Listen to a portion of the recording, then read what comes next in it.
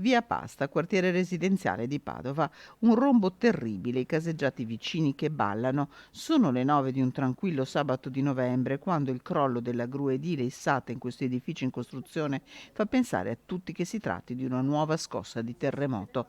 Bastano pochi attimi per capire quanto è accaduto, con la gru e il suo carico di tubi paurosamente appoggiata sulla siepe del vicino condominio. In questo momento la gru è stata imbragata e sollevata, ma è davvero impressionante vedere come abbia sfiorato nella caduta questi palazzi che sono a ridosso dell'edificio in costruzione.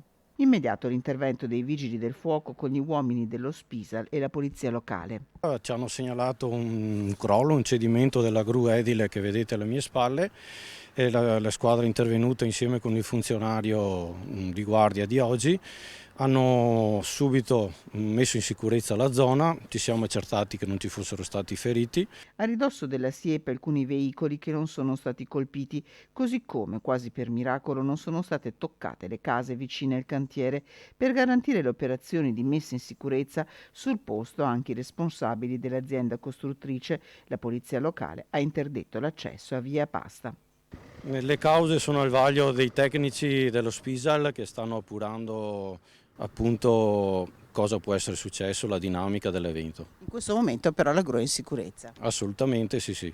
La stanno richiudendo e è stata rimessa nella posizione originaria.